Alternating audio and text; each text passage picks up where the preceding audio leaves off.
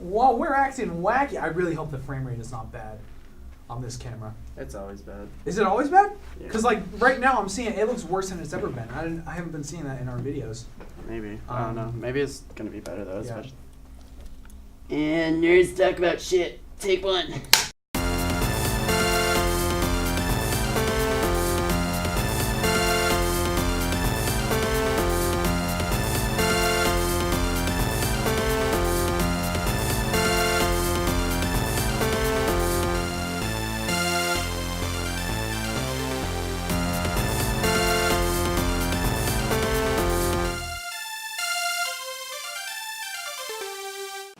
What's up, ladies and gentlemen, boys and girls, freaks and geeks of all ages? Welcome back to UVMTV's Nerds of the Round Table. I am your host, David. I'm joined by my friend Noah. Hi, guys. I'm joined by my friend Luke.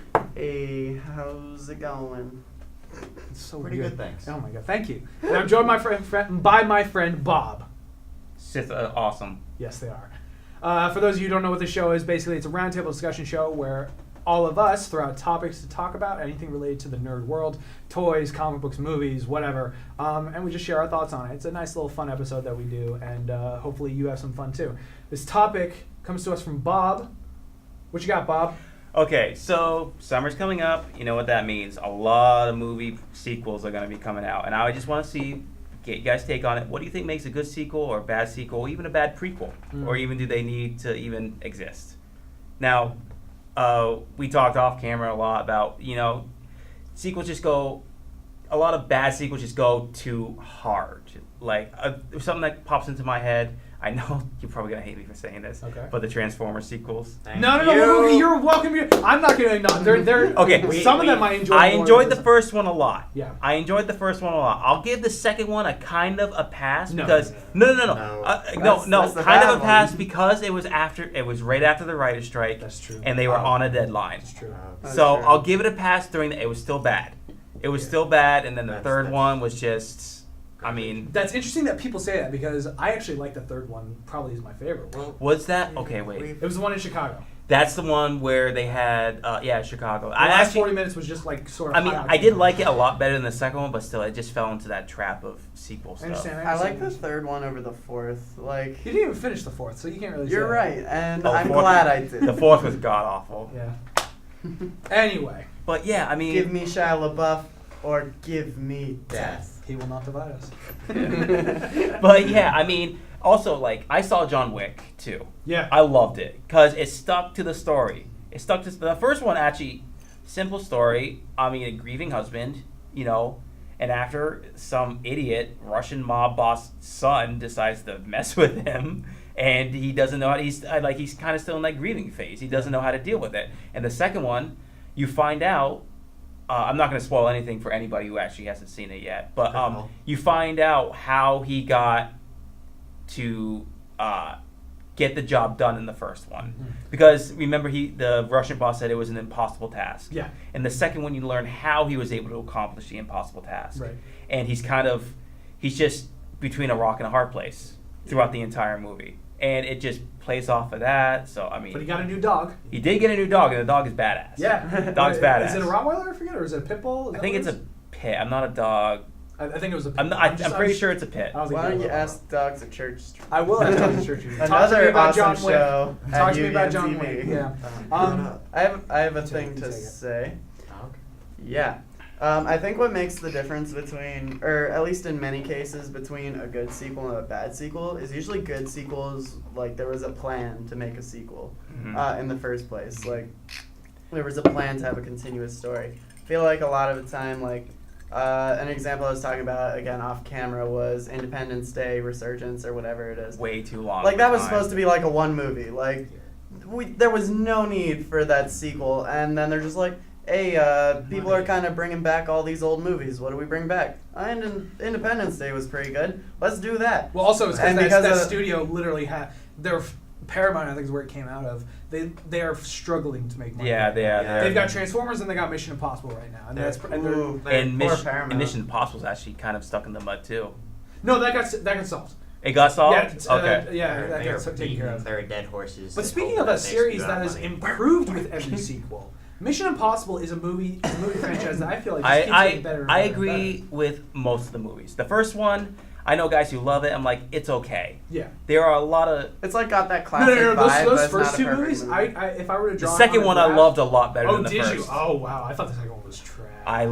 Well, I'm a fan of John Woo. Okay. All right. I'm a huge fan of John Woo. That classic pigeon scene where he has to throw in a dove. Yeah. But I thought that was good. The third one, I think J.J. Abrams. I think it could have capitalized a lot more for it, but it didn't. Yeah. But the fourth one, Ghost Protocol, I thought was Yeah. great. Did you see the fifth one?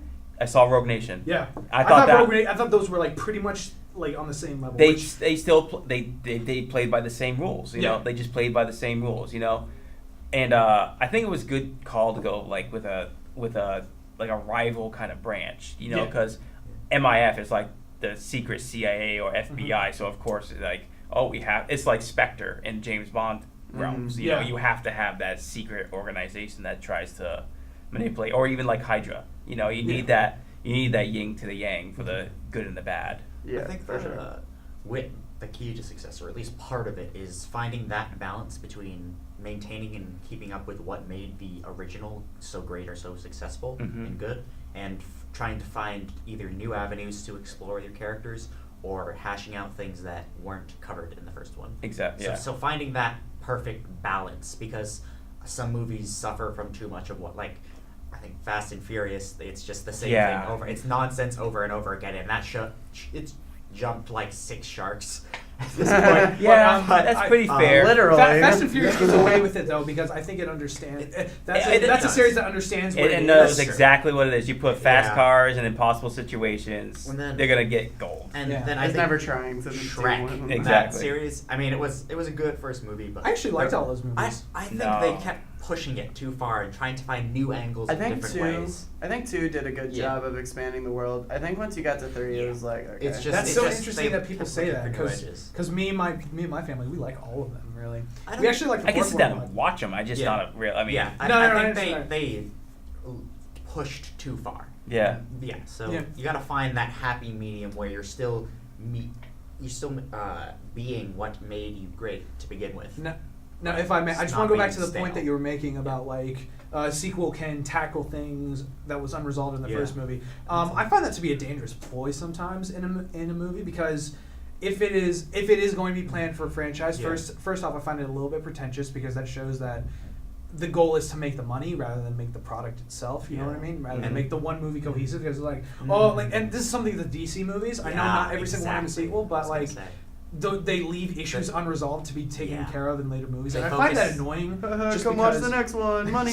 But I think a really big gamble that actually changed the franchise or even the franchise idea. idea in general was Captain America: Civil War, Yeah. because Yeah. that also saved Agents of Shield. Yeah. It was, That twist Yeah. with you not knowing No, who's Winter Soldier is what you're talking about. Oh, sorry. Yeah, Yeah. you're absolutely Winter right. Soldier. Civil War did the exact same thing. Yeah. They did it in another prequel, which was great. I loved it. Mhm. But Winter Soldier. I mean, I knew who Winter Soldier was because I've Yeah. seen the first one. I mean, the trailers didn't give anything away. The big reveal though was that Hydra was Shield. Yeah. That was Huge. It was amazing. Shattered the entire logic of the universe. And the trailers did a great job of hiding that too, because I just thought, it's some like kind you of see Nick Fury die Mm. in the trailer, you see him die, And you're just like, and you "What?" think just Cap is going rogue to get Winter Yeah. Soldier. You didn't know that Winter Soldier was actually working for Shield technically. Yeah. Yeah. So I mean, that's just That movie is. Just That's a- like, that was a- that's a fantastic movie. Mwah. that was It's the best Marvel movie ever. Yeah. odd. For me, it's that or Uh, Civil War. To be yeah, honest, that's Okay, that's fine. That's fine. Okay. MCU did bet more with Spider-Man in 15 minutes than Sony did. Yeah, in they All right, did. let's not get 10 hours. mired down like characters So, individually. anyways, He always has to get Spider-Man in He's this. just- Yeah. I don't know He's why. my- You got a real hard on Also, Spider-Man, like- don't you? Abso-freaking-lutely. And one Girl. movie I really Straight. just love just because it has swords and beheading in it is Highlander. Yes. I love the first Highlander, and there's a scene where he asks Sean Connery, why do we exist? He's like, why is the sky blue? We don't know. And then in the second one, they're aliens. Yeah, no, that's. That was a horrible sequel. Yeah, and then it just built up. Didn't they? Wait, no. That Didn't pisses me off. the third one pretty much just ignored the second one even existed? When right? when he had a relative who was also a Highland, who was also a Mortar, Yeah, Duncan yeah. MacLeod. Yeah. That's really funny. And then they just basically said, the second one was a mistake. That's something I mean, that the X-Men yeah, I movies was did just as gonna well. say, they And- just reset. And like, here's the thing about X-Men For movie. time. I mean, I personally, when it's a property that I'm invested in, characters that I'm invested in, I like to know that my time is being valued because I'm putting in the time and energy to consume this content, and then it sort of gets rewarded for me because things make sense and I can be sort of an interactive viewer rather than just a passive viewer. When X-Men sort of likes to just do whatever the hell it wants to do, Reset. I feel a little weird about it because I'm kind of like, but this isn't really making sense. Yeah, I understand you want to tell the story that you want to tell, but as a viewer, I'm feeling a little weird about it because I will. it's what? It's a comic book movie, and that's what comic books do when things get stale. Yeah, and but when comic things books get- are not the same medium as movies. It's not the same medium, but it's based on that. It's an No, but you have to. adaptation of No. it. But here's the thing. And I could I'm sorry. Go ahead. finish. Fine. So that's what comic books do: is they hit the reset button, they reboot, they restart their universes. Yeah, I don't- And it's indicative of what it is based off of. I don't have a So- problem with comic books rebooting or anything like that. I just have a problem with you trying to sell me so many different products and then saying it's all connected, but it's really not. And you sort of betraying me as a movie viewer. As a Okay. movie viewer, the rules work differently as opposed to a comic That's true. Although, viewer. I will say this though, I do appreciate a comic reboot because when now I haven't watched Agents of the Shield just this year just because I just have too much stuff going on. Yeah.